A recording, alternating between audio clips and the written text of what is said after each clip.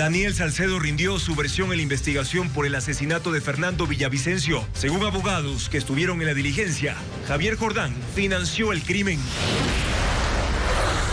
El presidente de la Corte de Justicia, José Swing, en diálogo con Televistazo, aseguró que Mario Godoy no será su candidato para presidir el Consejo de la Judicatura. El presidente Noboa se reunió con su homólogo de China, Xi Jinping. Uno de los temas tratados fue la renegociación de la deuda de $4.000 millones. El presidente Noboa aseguró a CNN que tener a Fito en el país representa un riesgo y lo enviará a Estados Unidos tan pronto como sea posible. Y el presidente de la Corte de Justicia confirmó a Televistazo que aún no llega a su despacho un pedido de extradición. El 2 de abril de este año, la Corte Federal de Brooklyn reveló la acusación contra alias Fito, que incluye 7 cargos por delitos como tráfico de armas y tráfico de drogas, por los cuales puede enfrentar una condena de 10 años hasta cadena perpetua. Un informe de los observadores de la Unión Europea volvió a ratificar que las elecciones presidenciales fueron transparentes y mandó abajo la teoría de los correístas sobre un fraude con la utilización de tinta transferible. El SRI reducirá a la mitad el pago de los intereses al momento de hacer la devolución de dinero a los contribuyentes. Este cambio se debe a la Ley de Integridad Pública. El ecuatoriano Estefan Correa fue condenado a cadena perpetua en los Estados Unidos por ser parte de una red de tráfico sexual y abuso de menores en Medellín. Liga de Quito confirmó el fichaje del delantero colombiano Jason Medina como reemplazo del paraguayo Alex Arce. En Imbabura nace una de las áreas ecológicas de conservación más nuevas del país, el Taita Imbabura. Ecosistemas de páramo y bosques nativos conforman las 3.717 hectáreas, vigilados por un imponente y majestuoso volcán. Viernes 27 de junio, amigos, muy buenas noches, bienvenidos a Televistazo Estelar. Comenzamos ya con lo más destacado de esta jornada. Esta tarde Daniel Salcedo rindió su testimonio anticipado en el caso del asesinato del ex candidato presidencial Fernando Villavicencio. Según abogados presentes en la diligencia, Salcedo señaló a Javier Jordán como el financista y reveló que existieron conversaciones sobre pagos que oscilarían entre $20.000 y $200.000. Diego Puente amplía la información. Daniel Salcedo llegó este jueves a las 15 horas al complejo judicial en el norte de Quito para rendir su testimonio anticipado por el asesinato de Fernando Villavicencio. Ingresó a los estacionamientos del edificio en un vehículo blindado del ejército. Desde su traslado desde la fiscalía, donde cumplió otras diligencias, fue escoltado por vehículos con policías y militares armados. Al llegar al complejo judicial fue trasladado al primer piso, a la Cámara de Gesell, un espacio seguro en el que se evitó que tenga contacto con los abogados de otros señalados. Durante una hora dio detalles de la organización del crimen en contra de Villavicencio. Contó, según los abogados de Jorge Glass y José Serrano, que escucharon el testimonio, que hubo 3 pagos. Se habla de 20.000, no se acuerda, 30.000, se habla también de $200.000. ¿Son 3 momentos de pagos? No necesariamente son momentos de pagos. Hay un anticipo y un pago final, no se dice cómo. Según la abogada de Glass, Salcedo dio el nombre del financista. ¿El financista sería Jordán? Es lo que ha mencionado el testigo. Sobre Glass, dijo que Salcedo no lo relacionó con el asesinato de Villavicencio. La defensa de José Serrano dijo que sí nombró a su cliente, pero vagamente. Él ha señalado de forma muy vaga nosotros y ha indicado que va a presentar pruebas, pero no tiene nada. Nosotros vamos a probar que efectivamente todo lo que indica es falso. El abogado de José Serrano mencionó que Salcedo responsabilizó a su cliente por el atentado que sufrió en la cárcel de Riobamba, en el que resultó herido su hermano Noé Salcedo. Ha señalado que un Pepe, se le ha preguntado cómo le consta que es del señor Serrano y dijo que la pregunta le parecía totalmente absurda porque él sabe que es de él. No indicó con precisión por qué, quién le dijo ni nada por el estilo. Salcedo salió del complejo judicial a la cárcel 4 con las mismas medidas de seguridad con las que llegó.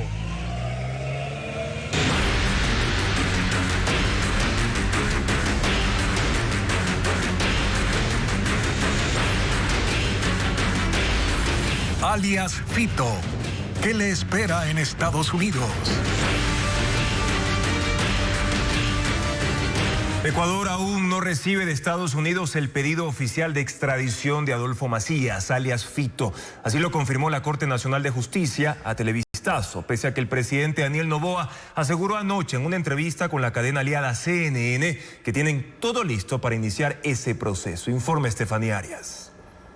Sí, es un gran logro y también es el resultado. En una entrevista con la cadena CNN, que el presidente Daniel Noboa se refirió tanto a la fuga, recaptura y extradición del líder de los choneros, Adolfo Macías, alias Fito. Noboa afirmó que la presencia de Fito representa un riesgo en el país y sus cárceles, por lo que insistir y apurar su extradición a Estados Unidos es ahora uno de los objetivos principales del gobierno. Es una exposición adicional tenerlo a Fito ahí. Nosotros estamos listos. El momento que los Estados Unidos nos mande pues la carta de extradición, con mucho gusto lo enviamos y que vaya a responder ante la ley norteamericana. Si es que es hoy, si es que es mañana, lo antes posible sería lo mejor. Noboa confirmó a CNN que por este tema está prevista una reunión del embajador de Ecuador en Estados Unidos con el Departamento de Estado. Sin embargo, la extradición no será inmediata, pues el presidente de la Corte Nacional de Justicia, José Swing, confirmó esta mañana a Televistazo que el trámite no ha comenzado, porque aún no hay un pedido oficial por parte de Estados Unidos. Fuentes de la Cancillería también explicaron a este noticiero que al ser la Corte la que tiene la competencia, no pueden pronunciarse ni hacer más gestiones oficiales sobre la extradición. La solicitud, en este caso de Estados Unidos, tendrá que demostrar la existencia de una investigación judicial en ese país. Solo entonces el Estado ecuatoriano coordinará con el Ministerio de Relaciones Exteriores y otras entidades judiciales para asegurarse de que el pedido cumple con la legislación y tratados. Hasta que todo esto suceda, Fito deberá continuar en el país y Noboa aseguró que su vigilancia está bajo control. Precisamente, alias Fito enfrenta acusaciones en Estados Unidos desde abril pasado. El fiscal del Distrito Este de Nueva York persigue al líder de los choneros y a esa organización criminal por 7 cargos. Revisemos por qué Adolfo Macías podría ser requerido por la justicia estadounidense. Hace 3 meses la Fiscalía de Estados Unidos hizo públicas las acusaciones contra José Adolfo Macías alias Fito, quien tiene el número de expediente 25CR114 por 7 cargos ante la Corte Federal de Brooklyn. Es acusado por conspiración para la distribución internacional de cocaína, uso de armas de fuego para el tráfico de drogas, contrabando de armas de fuego desde los Estados Unidos, conspiración para la compra fraudulenta de armas de fuego, entre otras. Los choneros es también para Estados Unidos una de las organizaciones más violentas que se puso en el radar del Departamento de Estado desde el 2020. El fiscal John Durman, en la acusación que aguarda en la Corte Federal de Brooklyn, dice textualmente que José Adolfo Macías fue un líder despiadado y un traficante de drogas prolífico para una organización criminal transnacional violenta, que él ha causado, dice Durman, un gran daño a su país y a los Estados Unidos por los envíos de cocaína. En Estados Unidos se tiene claro que Fito y los choneros contrabandean armas para apoyar sus violentas operaciones en asociación con el cartel de Sinaloa de México. En su acusación, la Fiscalía estadounidense detalla cómo Fito y su organización son responsables de graves actos de violencia contra las fuerzas del orden, políticos ecuatorianos, abogados, fiscales y civiles, y que adquirían armas de grado militar como ametralladoras, rifles de asalto AK-47 y granadas para cometer asesinatos, torturas y secuestros. Fito también ha sido sancionado por la Oficina de Control de Activos Extranjeros, OFAC, del Departamento del Tesoro de los Estados Unidos. En la parte final de la acusación fiscal se lee que de ser sentenciado en Estados Unidos, Fito enfrenta 10 años de prisión y hasta cadena perpetua. Y en Monterrey, un barrio periférico entre Montecristi y Manta, el polvo y el abandono forman parte del paisaje cotidiano. Sin embargo, esta semana el silencio de sus calles se quebró. Ahí fue encontrado el escondite de alias Fito, en medio de casas sencillas y servicios precarios. Una vivienda de 3 pisos y acabados de lujo ocultaba un búnker que puso al barrio en la mira nacional. Entre calles polvorientas y montones de basura transcurren los días en Monterrey, un barrio olvidado entre Montecristi y Manta, en Manabí, que esta semana pasó al foco nacional, tras descubrirse que en una de sus casas vivía el hombre más buscado del país. Este sector alberga a unas 500 familias. Tiene agua potable y energía eléctrica, pero la recolección de basura y el alumbrado público son escasos. Nubes de polvo se levantan con cada paso de vehículos. La tierra suelta se ha convertido en parte del paisaje cotidiano. Las casas, en su mayoría, son de hormigón con techos de zinc. En medio de ese entorno, sobresale una vivienda de 3 pisos, con acabados de lujo, que reta la atmósfera modesta del barrio. Fue allí donde Adolfo Macías Villamar, alias Fito, permanecía oculto en un búnker construido entre la cocina y la piscina. El allanamiento inició al caer la tarde del martes y se extendió hasta las 3 de la madrugada del miércoles, cuando los militares se retiraron del lugar. Hasta esa hora el anillo de seguridad cubrió unas 15 cuadras del barrio, que colinda con las Jacuatas, Monte Olivo y Los Prados, cerca de la vía Manta-Coliza. En Monterrey terminó la huida de Fito. Adolfo Macías Villamar. Un informe de la Misión de Observación Electoral de la Unión Europea ratificó que las elecciones presidenciales en Ecuador fueron transparentes. Afirman que no hallaron pruebas del fraude denunciado por la ex candidata de la Revolución Ciudadana, Luisa González. Estefanía Arias, con la reacción de esta organización política. Los observadores de la misión europea no dejaron por fuera de su informe sobre las elecciones en Ecuador uno de los puntos más criticados por la Revolución Ciudadana: el uso de esferográficos con tinta transferible en las papeletas de los comicios generales. La denuncia la hizo la ex candidata Luisa González. Por eso, la comisión dijo haberse reunido con ella durante 2 horas vía telemática. Ella les explicó el supuesto fraude con bolígrafos que hicieron que el voto salte de un casillero a otro. Nosotros escuchamos todo eso y vimos todo. Y les digo sinceramente que no hemos observado ni uno solo, el contrastar de verdad con hechos probados, ninguno de esos elementos hayan sido causa para poder definir las elecciones como que hubo fraude. Ninguno. Televistazo buscó a la candidata González, pero ella prefirió pronunciarse en un comunicado publicado en la cuenta X de la Revolución Ciudadana. No se refiere a la reunión con la Unión Europea. Insiste en su tesis del uso de 2 bolígrafos y repite que el Consejo Nacional Electoral no ha investigado su denuncia. Correa también reaccionó en su cuenta X, pero se refirió a un informe preliminar de la misión europea publicado en abril pasado, que según él le daba la razón. Cada día 126 ecuatorianos dejaron el país entre 2019 y 2022. Así lo revela un retrato sobre la migración en Ecuador realizado por el Instituto Nacional de Estadística y Censos, el INEC. Además, 2 agencias de Naciones Unidas y el Banco Mundial. Bessie Granja amplía más datos de este estudio. Entre 2010 y 2022, 124.992 ecuatorianos dejaron el país. La pospandemia entre 2019 y 2022 concentró el 60% de estas salidas, impulsadas por el deterioro económico, el impacto de la crisis sanitaria por el coronavirus y el aumento sostenido de la inseguridad. Son algunas de las conclusiones del último informe del Instituto Nacional de Estadística y Censos INEC, realizado en colaboración con la Agencia de la ONU para los Refugiados ACNUR, Banco Mundial y la Organización Internacional para las Migraciones. El documento también expone los cambios en el perfil demográfico del migrante. Entre 2001 y 2010, la migración juvenil estaba vinculada a búsqueda del primer empleo y la reunificación familiar.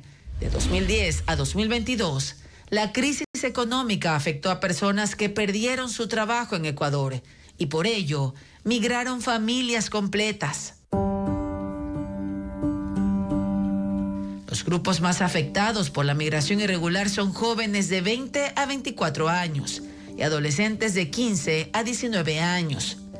Las ciudades son las que más expulsan migrantes, aunque en 2022 existe un crecimiento de salidas en las parroquias. En 2010, 7 de cada 10 migrantes fueron urbanos y 2 de cada 10 rurales. En 2022, 6 de cada 10 salieron de las ciudades y 4 de cada 10 de las parroquias. El informe refleja también que a partir de 2020, la migración está vinculada al desplazamiento forzado en Ecuador, puesto que 5 de cada 10 personas que cruzaron México en 2024 en su ruta irregular hacia Estados Unidos citaron la violencia y la inseguridad como motivos para migrar. Las ciudades con mayor número de migrantes se mantienen para ambos periodos censales: Quito, Guayaquil, Cuenca, Ambato y Riobamba. Estados Unidos es el principal destino de los migrantes, desplazando a España, que en 2010 era el país con mayor presencia ecuatoriana. Chile y Argentina se posicionan como tercer y cuarto destino en 2022, lo que marca un cambio estructural de la migración hacia América del Sur. También más de 50 países reportan residentes ecuatorianos, lo que indica una diversificación sin precedentes del destino migratorio.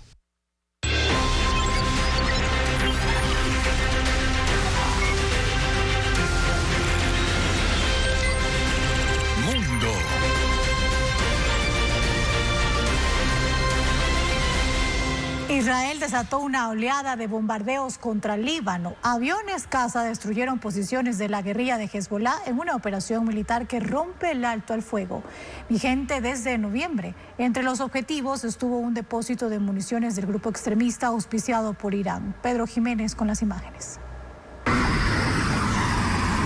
La Fuerza Aérea de Israel atacó instalaciones de Hezbollah en una zona de montañas en el sur de Líbano. Reportaron la destrucción de un depósito de municiones, una estructura subterránea fortificada donde las explosiones por el material almacenado fueron constantes. Momentos después, una segunda oleada de misiles. Luego hubo un tercer ataque contra una zona urbana en un edificio de apartamentos en la ciudad de Nabatie. Israel asegura que el ataque fue en respuesta al lanzamiento de cohetes desde posiciones de Hezbollah contra su territorio. La milicia libanesa lo niega. Este ataque dejó un muerto, cerca de 20 heridos y agrava la situación de una frágil tregua que fue establecida el 27 de noviembre, inicialmente por 60 días y que se había mantenido con esporádicos disparos de menor intensidad, sobre todo este mes. Pero con los ataques de hoy, el presidente de Líbano, Youssef Aoun, señaló que Israel ignora las resoluciones regionales e internacionales, así como los llamados a detener la violencia y la escalada en la región. Naim Qassem, líder de la guerrilla de Hezbollah, permanece en un búnker en suelo libanés y su aparición más reciente fue en horas de la madrugada. Le atribuyó a Irán un supuesto triunfo en el último enfrentamiento con Israel. Pero sobre los ataques de hoy contra sus estructuras no ha emitido comentarios. La justicia israelí no retrasará el juicio contra el primer ministro Benjamín Netanyahu por corrupción y la audiencia será el lunes. La defensa de Netanyahu había pedido postergarla 2 semanas, alegando que debe dedicar todo su tiempo y energía a los acontecimientos en la región y el mundo, refiriéndose a los conflictos con Irán, Hezbollah y Hamas. Pero el Tribunal de Jerusalén respondió que los argumentos no justifican aplazar la audiencia. Netanyahu está acusado de recibir sobornos por $260,000 a cambio de favores políticos y de negociar coberturas mediáticas favorables con 2 medios israelíes. 70 personas han muerto en Gaza en solo 2 días de operaciones militares de las Fuerzas de Defensa de Israel. Disparos cerca de un centro de distribución de ayuda humanitaria y drones contra una zona urbana provocan una vez más el colapso en hospitales. Mientras tanto, el presidente de Estados Unidos cree que la próxima semana será posible anunciar un alto al fuego en Gaza. Es una escena que se repite ahora con más frecuencia. 2 eventos ocurridos desde ayer elevan la cifra de víctimas mortales en la Franja de Gaza.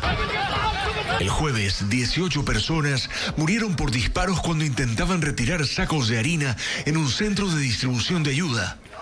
Hoy, otras 52 en bombardeos en el campamento de Jabalia y en la ciudad de Han Yunis. Muertos y heridos fueron llevados a los hospitales Nasser, Al-Shifa y Al-Ali. Todos están saturados por la cantidad de bajas civiles en la guerra de Israel contra el grupo Hamas. La desesperación aumenta día tras día. Los alimentos son racionados y recién este viernes la Organización Mundial de la Salud anunció que logró ingresar alimentos a la Franja de Gaza por primera vez en casi 3 meses de bloqueo. Este hombre dice que lo que recibe no alcanza para su familia de 8 personas. Hay tanta gente que a veces solo llegamos por las obras, dice este otro. Estados Unidos dará $30 millones a la Fundación Humanitaria de Gaza para apoyar la entrega de comida. Y el presidente Donald Trump dijo que mantiene contactos para buscar el fin del conflicto. Creemos que la próxima semana lograremos un alto al fuego, anunció esta tarde desde Washington. Y un voraz incendio forestal alcanzó zonas residenciales al sur de Atenas, esto es en Grecia. Las llamas han destruido al menos 10 viviendas y obligado a evacuar a centenares de residentes de 4 comunidades. Las altas temperaturas en la zona amenazan con empeorar la situación. Melis González nos trae las imágenes. Un incendio de rápida propagación arde en zonas residenciales de la ciudad de Palaya Focaya, al sur de Atenas. Residentes lloran desesperadamente mientras ven cómo sus casas son alcanzadas por las llamas. El fuego inició la tarde del miércoles y desde entonces ha destruido 10 viviendas. Más de 160 bomberos con 60 camiones, 12 aviones y 2 helicópteros cisterna trabajan en el sitio. Aún así, las autoridades admiten que no han podido controlar la situación. La policía también apoya en el área afectada. Evacúa a centenares de residentes de 4 comunidades, incluso por la fuerza, ante el peligro extremo. Grecia está en pleno verano y enfrenta temperaturas de hasta 42 grados centígrados. El calor se ha combinado con fuertes ráfagas de viento, avivando el incendio que avanza hacia la costa. El ministro de Asuntos Exteriores iraní reconoció que el nivel de daños a las instalaciones nucleares tras el ataque estadounidense es alto y que han sufrido graves daños. Abbas Araghchi también afirmó que no se ha llegado a ningún acuerdo para reanudar las negociaciones con Washington luego de que el presidente Trump dijera que se reunirá con funcionarios iraníes la próxima semana. El nivel de daños es alto y grave, pero permitir que los inspectores de la OIEA vengan y obtengan información precisa es una decisión que debe tomarse, declaró a la televisión estatal iraní el jueves por la noche. Un hombre roció gasolina y prendió fuego a un vagón de metro en movimiento y abarrotado en Seúl, Corea del Sur. El ataque dejó 22 pasajeros hospitalizados. Otros 129 recibieron asistencia médica. Según los investigadores del caso, el hombre cometió el acto debido a una intensa angustia emocional generada por su divorcio. Hoy fue acusado de intento de asesinato de 160 personas.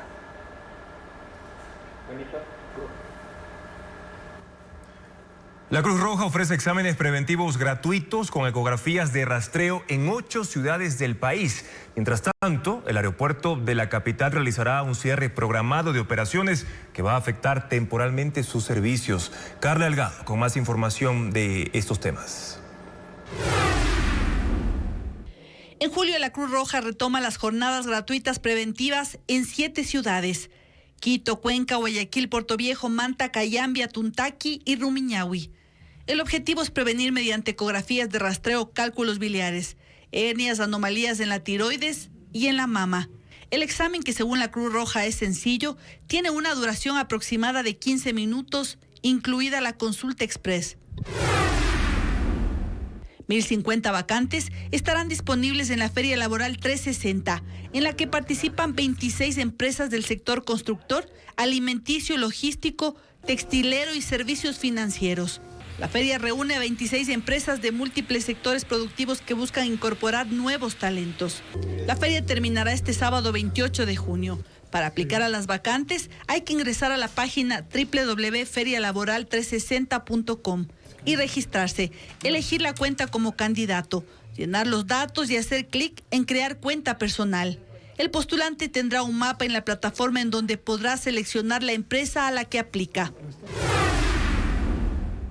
Este sábado 28 de junio se realizará un cierre programado de operaciones aéreas en el Aeropuerto Internacional Mariscal Sucre.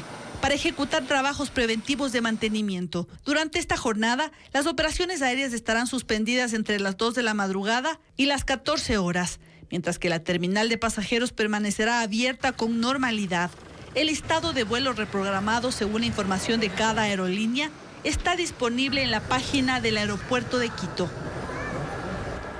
Recetas ecuatorianas y extranjeras son parte del menú del Festival de Sopas que ya arrancó en el Mercado del Río de Guayaquil. Además, instrumentos andinos se unen a los sinfónicos en un concierto en la Casa de la Música. Vamos a repasar la agenda cultural para este fin de semana.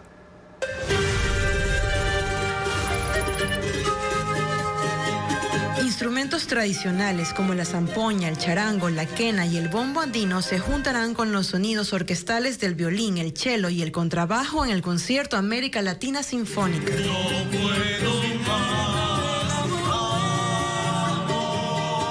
Este domingo 29 en la Casa de la Música se rendirá un homenaje a la diversidad del repertorio latinoamericano, bajo la dirección del maestro Cristian Naranjo Reino.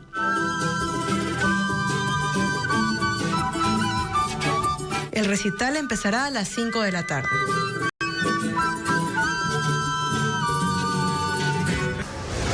Un menú de 40 sopas para el deleite de sus visitantes es la oferta gastronómica que Mercado del Río ha preparado hasta el 6 de julio. Se trata de una nueva edición de su famoso Festival de Sopas, donde participan todos los restaurantes. Entre los platos que los comensales podrán servirse están el sancocho de albacora, chupe de cangrejo, caldo de salchicha y otras delicias extranjeras como la parihuela y el gazpacho andaluz.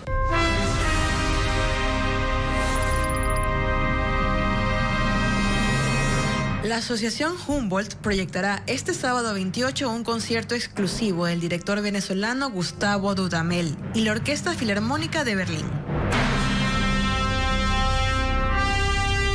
La entrada a la función será gratuita y contará con una charla introductoria por parte del doctor Gustavo Lobato.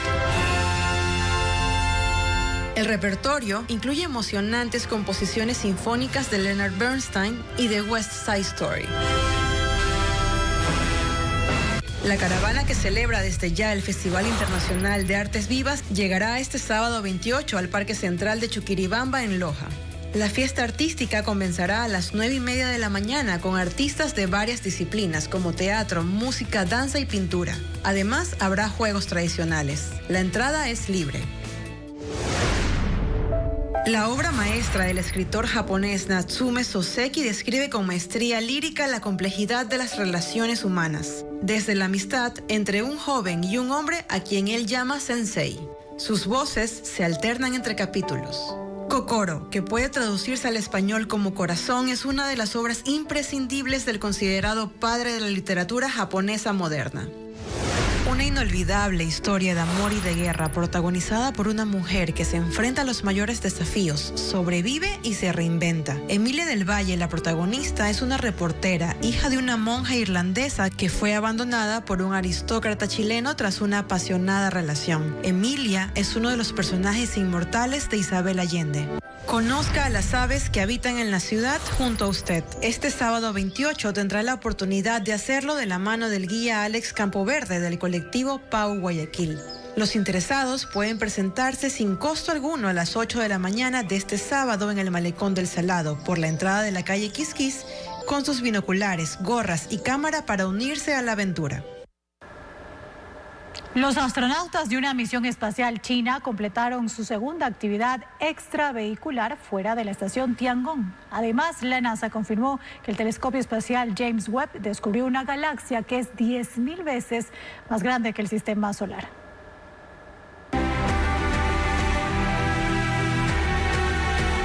Los astronautas de la misión Shenzhou 20 completaron su segunda actividad extravehicular fuera de la estación espacial china Tiangong.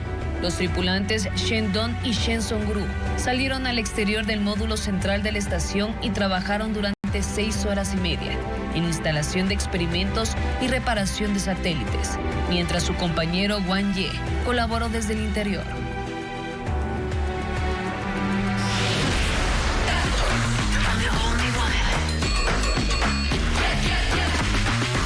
BodyScan es una báscula inteligente de alta tecnología que va más allá de simplemente medir el peso. permite un análisis más preciso de la distribución de grasa y músculo en partes del cuerpo.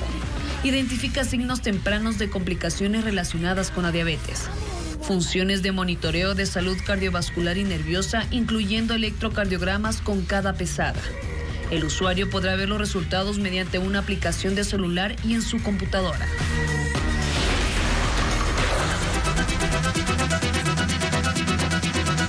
La NASA confirmó que el telescopio espacial James Webb descubrió en los confines del universo una galaxia denominada A2744 GDSP-Z4, que es 10.000 veces más grande que el sistema solar. Según los científicos, se trata de una galaxia espiral con brazos prominentes y definidos que se extienden desde un núcleo, con características que podrían revolucionar el entendimiento del cosmos por su tamaño y conformación.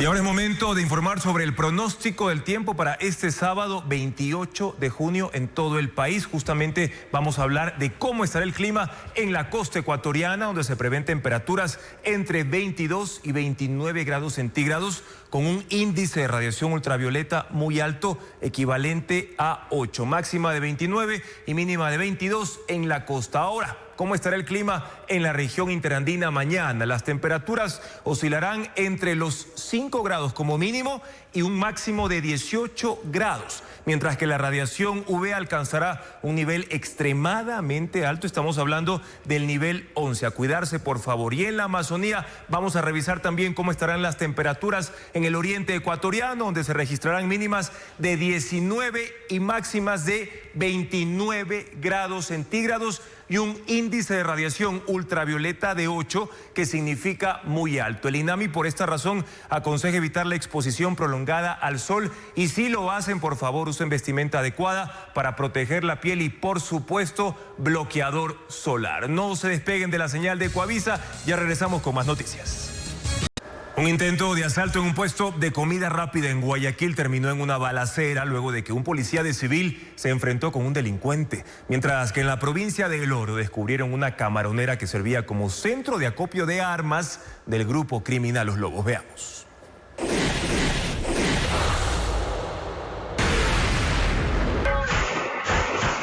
Un policía vestido de civil se enfrentó a balazos con este delincuente, que asaltó a empleados y clientes en un kiosco de comida rápida en el sector de La Alborada, en el norte de Guayaquil. El agente y un trabajador del local resultaron heridos. Aunque el policía intentó detener al ladrón, este escapó en un vehículo que lo esperaba en una esquina junto a sus cómplices. Sin embargo, horas más tarde, luego de un seguimiento por medio de cámaras de vigilancia, capturaron a los implicados con 2 armas de fuego a bordo del mismo auto, reportado como robado.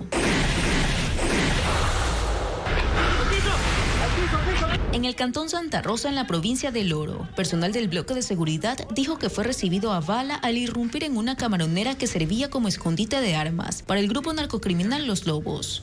Los militares respondieron al ataque y, aunque no hubo víctimas ni detenidos, decomisaron 4 escopetas, 3 fusiles, cerca de 300 municiones y una embarcación.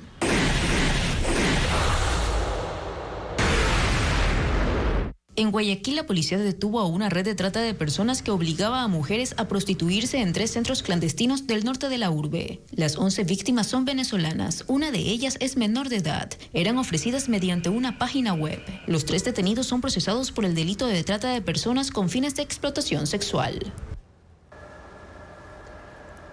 Un ciudadano ecuatoriano estadounidense fue condenado a cadena perpetua en Miami por integrar una red de tráfico sexual y abuso de menores en Colombia. Durante el proceso se comprobó que el sentenciado poseía 58 videos de abuso infantil. Un informe conjunto de Ecuavisa y Caracol a continuación. El ciudadano ecuatoriano Estefan Correa fue condenado a cadena perpetua por tráfico sexual y abuso de menores. La sentencia la impuso la Corte Federal de la Florida. Él también tiene nacionalidad estadounidense. Fue detenido en Miami el 19 de abril del año pasado mientras intentaba tomar un vuelo con destino a Colombia, a donde había viajado en 48 ocasiones entre el 2020 y 2024. Tenía 9 teléfonos celulares en los que se encontraron 58 videos y más de 100 fotografías de abuso infantil. La justicia determinó que Correa hacía parte de una red dedicada a la explotación sexual de menores con su centro en Medellín. La Corte especificó que abusó de al menos 6 menores, aunque hay pruebas de que por lo menos 25 fueron víctimas de la red, algunas de ellas de entre 9 y 12 años. En Medellín operaban 2 mujeres integrantes de la organización que se encargaban de identificar a menores en condición de vulnerabilidad y ponerlas en contacto con Correa bajo ofrecimientos de objetos de valor o pagos. Ambas mujeres fueron procesadas en Colombia y sentenciadas a penas de 15 y 21 años de cárcel. La sentencia en Estados Unidos contra Correa se produjo tras meses de seguimientos entre la policía colombiana y la Oficina de Investigaciones de Seguridad Nacional de Estados Unidos. Nos sentimos totalmente complacidos y orgullosos que esta haya sido la sentencia contra este sujeto. Seguimos comprometidos como Policía Nacional en trabajo articulado con la Fiscalía General de la Nación, pero también el reconocimiento a la agencia de los Estados Unidos, HSI, con quienes nos articulamos desde el primer momento. La justicia de la Florida recopiló en su investigación información de los nexos de Correa con redes internacionales de abuso a menores que están siendo investigadas. Nuevos puntos de minería ilegal fueron detectados en Azua, Napo y Carchi, en operativos militares que apuntan a frenar la explotación aurífera clandestina y sus conexiones con los grupos armados. Además, en Colombia se interceptó un cargamento de explosivos relacionado a estas redes ilegales. Nuevos campamentos de minería ilegal fueron localizados por el ejército. Los operativos más recientes dejaron maquinaria reducida a chatarra y bocaminas destruidas.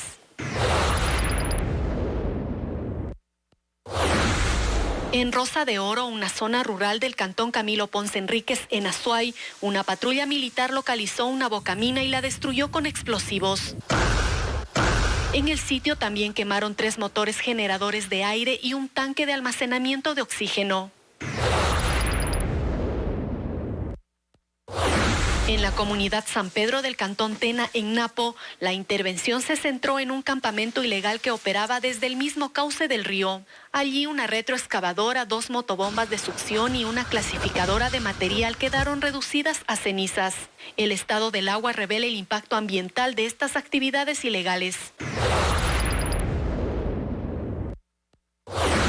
En las montañas de la parroquia El Chical, cantón Tulcán, a menos de 1 kilómetro de la línea fronteriza con Colombia, fue hallado un campamento con 200 sacos de material aurífero, explosivos, motores eléctricos, rotomartillos, bombas de agua, poleas y motosierras. Todo fue quemado. Por ahora estas operaciones se mantienen a diario en la zona por la actividad minera y su conexión con disidencias de las FARC y del ELN. Al otro lado de la frontera, en pleno centro de Ipiales, Nariño, el ejército colombiano decomisó 3,5 toneladas de explosivos escondidos dentro de una tractomula que estaba en un parqueadero. El cargamento, según Federico Alberto Mejía, comandante de la 3ª División del Ejército de Colombia, provenía de Perú y tenía como destino grupos armados que operan en Nariño. Prácticamente tenía ahí guardada con todo este arsenal explosivo para continuar atacando a la población civil. La cooperación entre los ejércitos de Ecuador y Colombia ha sido clave para rastrear estas rutas ilegales. Miles de jóvenes han postulado para ser parte de los 700 nuevos agentes municipales que se busca contratar en Guayaquil. En apenas 3 días hay cerca de 20.000 solicitudes y el proceso sigue abierto. Luis Alfredo Zúñiga conversó de hecho con algunos aspirantes quienes mencionaron por qué la convocatoria ha despertado tanto interés. Guayaquil quiere contratar agentes de control municipal y las postulaciones se desbordaron. Las vacantes son 700 y en apenas 3 días hay cerca de 20.000 solicitudes y la inscripción sigue abierta. Miles de jóvenes menores de 25 años han apostado por esta opción, al igual que lo han hecho con decenas de ofertas de trabajo, y Jean-Pierre Párraga es uno de ellos. Le urge una estabilidad laboral. A sus 22 años tuvo que dejar la universidad por falta de dinero y desde hace 6 meses está sin empleo porque lo despidieron de su último cargo como guardia de seguridad. Está casado y tiene una hija de 7 meses. Su esposa sí trabaja, pero gana menos del sueldo básico y les falta más ingresos de dinero. Nos estamos manteniendo, pero no estamos de las mejores condiciones, que digamos. Lo que más falta son los pañales y las cosas de la bebé, porque eso es lo que cuesta más, gastamos casi a la semana En pañales gastamos como 20, 15 dólares. En 6 meses, Jean-Pierre ha postulado en al menos 30 empresas, de ventas, bodega y más, pero sin suerte. Quiero solo un empleo para poder sustentar a mi familia, más que todo. Otro caso es Fabricio Herrera, de 18 años. En tan solo unos meses como adulto, va por su tercer intento para iniciar un plan de vida. Su aspiración inicial era ingresar a la policía, pero no fue aprobado. Luego buscó un cupo en la universidad, pero como otros miles no lo obtuvo. Ahora hace trabajos de albañilería, ya que otras ofertas a las que aplicó no tuvieron resultado positivo. Intenté ingresar a la carrera de profesor de educación física. O sea, ese era el plan. Es entrar todos ahí mismo en la misma universidad, pero de 5 se lo entraron 3. Sí me gustaría, como toda persona, tener unos ingresos más. La vida hoy en día está súper que dura, sabemos cuál es la situación del país. Otros postulantes que hablaron fuera de micrófono con este noticiero indicaron que la demanda ha sido tal que en ocasiones la página web ha tenido intermitencias. Las postulaciones estarán abiertas hasta el 2 de julio, solo en la página web de Segura EP, para jóvenes ecuatorianos, bachilleres, menores de 25 años y sin impedimentos legales. La estatura mínima de los hombres es de 1.65 metros y las mujeres de 1.60 metros. 3.000 seleccionados cumplirán pruebas médicas, físicas, psicológicas y académicas. Recibirán 970 horas de formación. El presidente Daniel Noboa finalizó la primera etapa de su gira internacional que incluye China, España e Italia. En el país asiático fortaleció las relaciones bilaterales y gestionó mejores condiciones también para el pago de la deuda ecuatoriana. Francisco Garcés tiene más información. El presidente Daniel Noboa terminó su visita a China, primera escala de su gira internacional que incluye España e Italia. En Beijing se reunió con su homólogo Xi Jinping. La visita tuvo 2 objetivos. Uno incluye la firma de acuerdos para reforzar la cooperación entre los 2 países y el segundo, mejorar las condiciones en las que el Ecuador debe cumplir los pagos de la deuda con ese país. El Ecuador debe a China algo menos de 4.000 millones de dólares que debe pagar a corto plazo. En la visita presidencial se propuso mejorar los plazos de pago. Entonces el reperfilamiento de la deuda es algo importante, el cual ya tenemos conversaciones iniciales con el gobierno chino y no lo están viendo mal. Siguen las conversaciones, esperamos definirlo en los próximos días. Eso también ayuda a reducir el riesgo país, que en este momento ya está en 859, porque a menor exigencia a corto plazo de pagos, mejora nuestra capacidad de repago, mejora nuestra capacidad de manejo de fondos y eso mejora el riesgo país. Si China acepta la propuesta, Noboa propone liberar recursos para inversión pública y programas sociales. En la reunión bilateral, los 2 presidentes dieron seguimiento a la aplicación del Tratado de Libre Comercio. China dio a conocer que productos como el mango y otros marinos cuentan con las autorizaciones sanitarias de ingreso. Quedaron abiertas también conversaciones para agilizar la cooperación en los sectores de energía, educación y tecnología, pero no se ha dado a conocer los proyectos específicos que podrán recibir inversión china. La gira presidencial seguirá en España, en donde Noboa permanecerá hasta el 30 de junio, antes de desplazarse a Italia, en donde terminará su agenda internacional. Mario Godoy no será postulado por el presidente de la Corte Nacional de Justicia para integrar la nueva terna destinada a elegir al titular del Consejo de la Judicatura. Sin embargo, aún no se confirma si su nombre será propuesto por otros magistrados. Hernán Higuera informa que la Corte tiene ahora previsto completar la terna hasta el miércoles de la próxima semana. Hasta ahora, el nombre de Mario Godoy no figura como reemplazo de Edison Toro en la terna de la Corte Nacional de Justicia, que debe enviar al Consejo de Participación para designar al presidente de la Judicatura. La terna fue enviada hace 6 meses, pero el Consejo de Participación la devolvió sorpresivamente el miércoles de esta semana. Se habló entonces de una jugada del Ejecutivo para que Godoy entre en la terna y pueda de esa manera ratificarse en el cargo. Entre el lunes y el miércoles de la próxima semana, los jueces de la Corte Nacional sacarán un nombre de consenso. Yo me sentiría más cómodo si tuviera una decisión de consenso, aunque la palabra puede resultar un poco antojadiza, porque el mismo consenso se armó para poner a don Wilman Terán.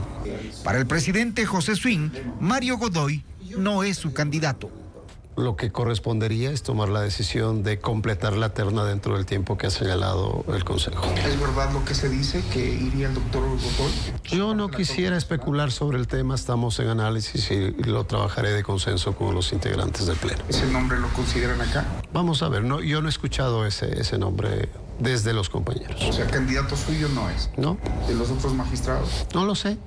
Hasta el momento, los nombres de Marco Rodríguez y Alexandra Villasís se mantienen como parte de la terna de la Corte Nacional de Justicia. El presidente dice estar preocupado por una posible declaratoria de emergencia que, según la Ley de Integridad Pública, debe ser temporal. Si esto se respeta, él cree que podría ayudar a depurar la función judicial, pero dice que hay un riesgo si sucede lo contrario. Si es que esa misma temporalidad se prorroga más de la cuenta y se convierte en normal, parecería que no es la forma más adecuada de generar una reforma en esa línea. Eso también será parte del análisis de los magistrados, que saben que de la terna que nuevamente envíen saldrá el titular de la judicatura. La Ley de Integridad Pública faculta al Banco Central del Ecuador a contratar deuda externa para atender necesidades de liquidez. Además, la entidad podrá contratar líneas de crédito que no serán registradas como endeudamiento público. Analistas consideran que esto podría implicar el retorno del central a su rol de financista del Estado, aun cuando hoy la ley lo prohíba. Entre los cambios que la Ley de Integridad Pública dispone a las atribuciones del Banco Central o a otras entidades en su relación con este organismo, hay 3 que llaman la atención. El primero está relacionado con los 4 sistemas del balance de este banco. Que se suspende la obligación de respaldar en un 100% el sistema 1, 2, 3 y 4, en este sistema de los 4 balances que transparentaba el actuar del Banco Central desde que estamos dolarizados. Entre 2014 y 2017, durante el correísmo, se le hizo un hueco de 6.644 millones de dólares a las reservas del Banco Central, dinero que se utilizó para financiar al gobierno. Y fue hace poco que se logró cubrir al 100% las reservas bancarias y los depósitos de las entidades autónomas del Estado que permiten dar respuesta ante necesidades urgentes de liquidez. El segundo asunto que llama la atención se relaciona con la atribución del Banco Central para adquirir deuda. Ahora el Banco Central podrá obtener créditos externos que no serán contabilizados como parte de la deuda pública, a pesar de que los va a conseguir con el aval del Estado ecuatoriano, y que tampoco comprometerá recursos propios del Banco Central, que sí los tiene, pero dice que no serán comprometidos para obtener este financiamiento externo, sin decir los recursos de quién serán comprometidos para obtener este financiamiento. Y ahí es donde uno se preocupa, porque dice, si no lo va a hacer con recursos propios, tal vez lo va a hacer con los recursos que gestiona, pero que son de otros. Según el gerente del Banco Central, lo único que se ha hecho es aclarar la distinción entre líneas contingentes de liquidez y créditos externos, porque estos últimos, aunque se otorgan a favor del gobierno, en algunos casos deben ser solicitados por el Central, ya que es la institución que representa al país ante ciertos organismos. El tercer elemento que llama la atención es la declaratoria de reserva que la Junta de Regulación de la Política Monetaria y Financiera podrá determinar sobre cualquier actuación del Banco Central. Da para pensar mal cuando se crean disposiciones de clasificar operaciones de una entidad como información reservada.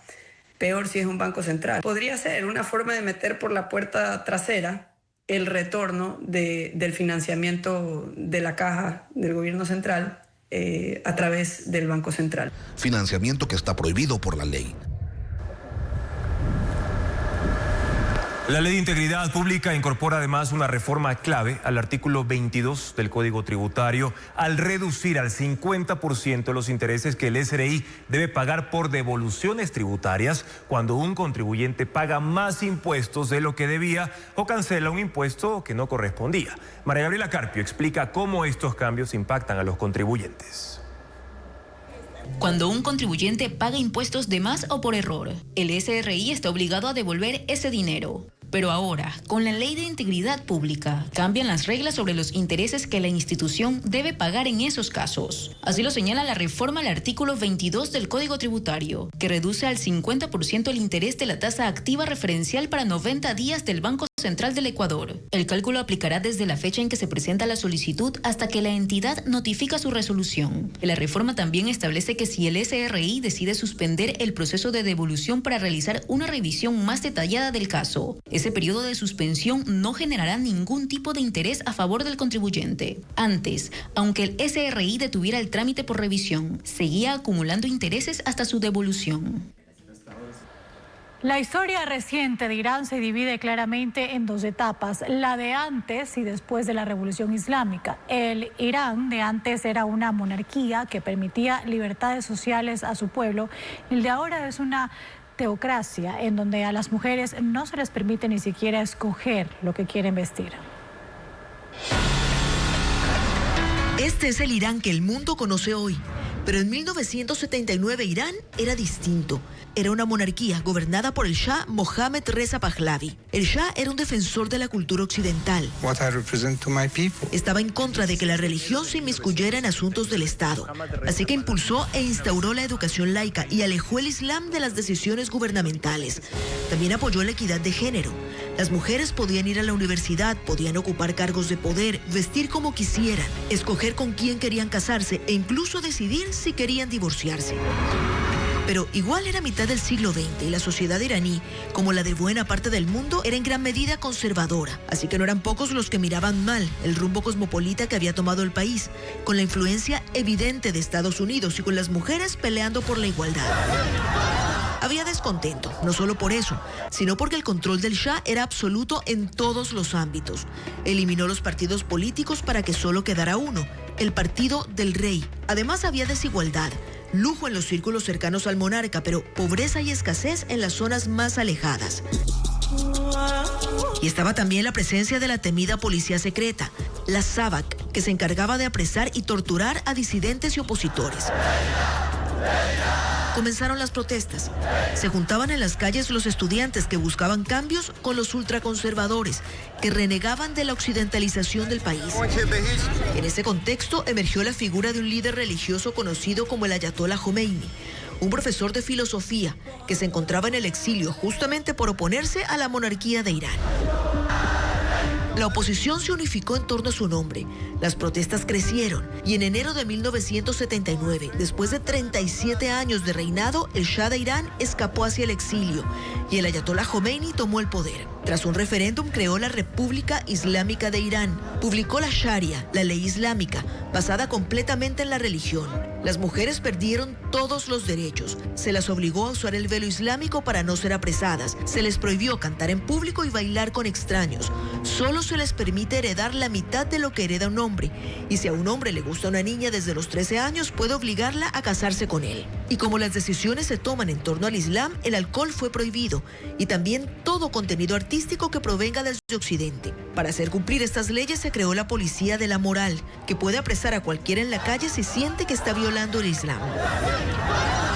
Este es el Irán de hoy, el de la Revolución Islámica, que lleva ya 46 años en el poder.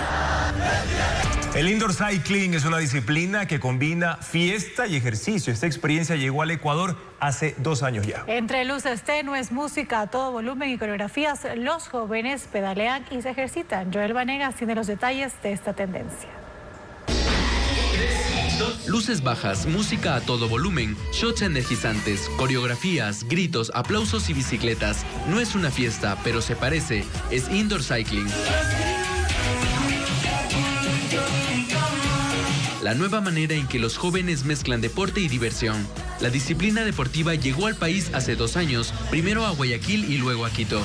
La experiencia no solo consiste en pedalear, sino que durante 45 minutos de sesión, los participantes bailan sobre la bicicleta al ritmo de la música de moda en TikTok, Spotify o incluso de artistas que están por visitar el país.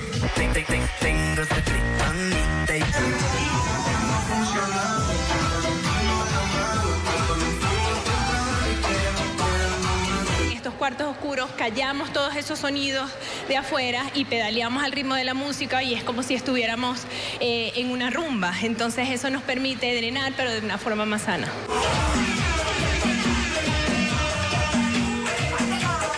El salón oscuro cuenta con luces de neón, bicicletas, ocasionalmente DJs y se adapta para celebraciones. Solo hay 2 reglas para ejercitarse: utilizar zapatos especialmente para mejorar el rendimiento y desconectarse del celular. En 45 minutos se puede quemar entre 400 a 600 calorías. 85% de quienes hacen la actividad son mujeres, pero cada vez más hombres se están uniendo. Recientemente se realizan sesiones en rooftops y espacios al aire libre para disfrutar de la vista y la brisa.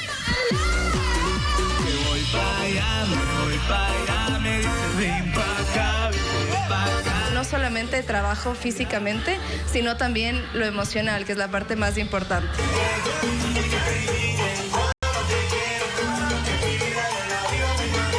Esta actividad es conocida como ir al estudio o simplemente ir a rodar.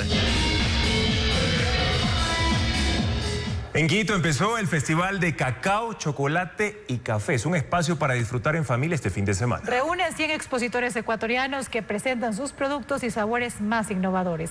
Los detalles a continuación. Se inició en Quito el Salón de Chocolate, Café y Cacao, un festival que reúne a 100 expositores ecuatorianos.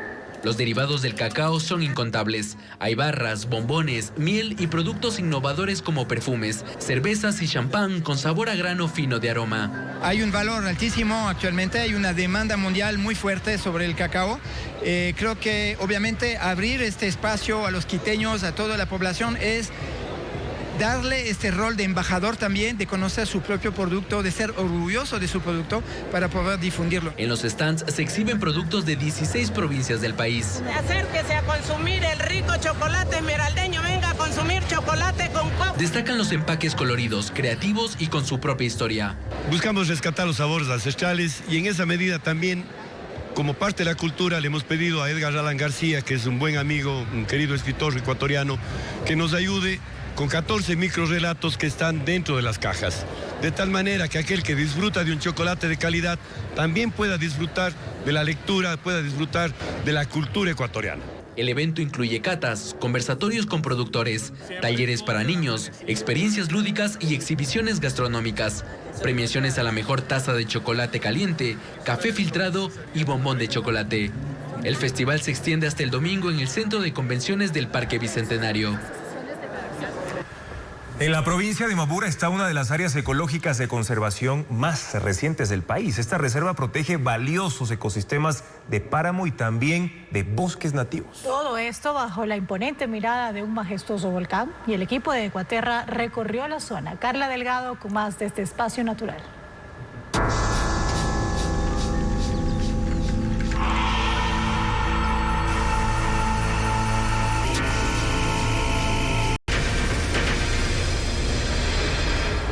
Los invitados a la boda del multimillonario Jeff Bezos y Lauren Sánchez se trasladaron ya en bote para asistir a la ceremonia celebrada hoy en Venecia, Italia. Además, el canadiense The Weeknd rompió el récord de presentaciones en el SoFi Stadium de Los Ángeles con 4 conciertos consecutivos cuyas entradas se agotaron. Más noticias del espectáculo ahora con Ana María Palacios. Los invitados partieron en bote hacia la boda del multimillonario Jeff Bezos y Lauren Sánchez, que se celebró hoy en Venecia, Italia. Los novios salieron del hotel hasta la iglesia de Palladio en la plaza de San Marcos. Entre los asistentes están Bill Gates, Kim y Khloe Kardashian, Kendall y Kylie Jenner, Oprah Winfrey, el cantante Usher, el deportista Tom Brady y, al parecer, con gorra negra, el actor Leonardo DiCaprio. La fiesta durará 3 días, con seguridad privada y en lugar de regalos. La pareja ha pedido que sus invitados hagan donaciones a organizaciones sociales o ecológicas de su elección. Emma Stone, Joaquín Phoenix y parte del elenco de la película Eddington asistieron a la premiere en Los Ángeles. El filme es un western que explora el caos político y social en una pequeña ciudad ficticia de Nuevo México durante la pandemia de COVID-19. Llegará a las salas de cine el 18 de julio de este año. The Weeknd rompe el récord de shows en el SoFi Estadio de Los Ángeles, con 4 conciertos con entradas agotadas. La gira integra canciones de After Hours y el nuevo álbum Hurry Up Tomorrow. Se destaca una puesta en escena mística y elaborada, con elementos visuales que complementan la atmósfera de sus temas. Después visitará Canadá hasta septiembre. Monumentales y espectaculares, así lucen algunas cumbres de nuestro país bajo la mirada del fotógrafo Sebastián Rodríguez. Él inauguró esta semana en Quito la muestra denominada El Corazón de los Andes. Vamos a conocerla. Las cumbres de los nevados ecuatorianos como nunca antes las ha visto. El fotógrafo quiteño Sebastián Rodríguez inauguró este jueves en el Centro Cultural Puse de la capital la muestra El Corazón de los Andes, como un homenaje a las montañas y páramos del país. Rodríguez es fotógrafo experto en astrofotografía, paisajismo y montañismo, habilidad que le permitió alcanzar estas cumbres para retratarlas. Es un recorrido de más o menos 15 años de hacer un reconocimiento de todo el Ecuador, de todas las montañas. Cada fotografía tiene un proceso creativo que dura aproximadamente entre 2 a 3 meses. Entre las 23 imágenes están algunas capturadas con largas exposiciones nocturnas, donde las estrellas cautivan a los asistentes. Las más complicadas son las nocturnas, porque uno ahí espera tener casi siempre un buen clima y tener un buen momento para poder capturar esa exposición. Entonces lleva mucho tiempo y muchas idas a la montaña y muchas veces aguantar el frío y el mal clima. Según explicó, el volcán El Altar en la provincia de Chimborazo fue el más desafiante de conquistar. Donde para uno llegar a esos lugares tiene que escalar bastante, tiene que saber mucho de escalada deportiva, de escalada de roca. Otras montañas en la muestra vistas bajo el lente de Rodríguez son los Sillinizas, el Cayambe, el Antisana y el Chimborazo. A largo plazo, Rodríguez planea ampliar la exhibición de su trabajo agregando fotografías tomadas por él en escenarios de Europa y Estados Unidos. Sí, yo creo que soy un enamorado de las montañas, entonces yo trato de plasmarles de una manera más espectacular, ¿no? Que se les vea muy bonitas. La muestra estará abierta hasta el jueves 31 de julio y la entrada es gratuita. Bueno, y con estas imágenes llegamos a la parte final de nuestra entrega informativa. Gracias por su sintonía y confianza de siempre, amigos. Mañana Ecuavisa transmitirá los partidos del Campeonato Nacional a las 2 de la tarde y a las 7 de la noche. La información más destacada regresa a las 9 de la noche en Televistazo de fin de semana. Y mucho cuidado si van a viajar dentro del país, porque las lluvias van a continuar en varios puntos del país, según el pronóstico del INAMI, acompañadas de ráfagas de viento y tormenta. En otras provincias, en cambio, habrá alta radiación ultravioleta. Por eso es necesario el uso permanente de bloqueador solar. La información actualizada del estado del tiempo y más noticias siempre en ecuavisa.com. Buenas noches y buen fin de semana.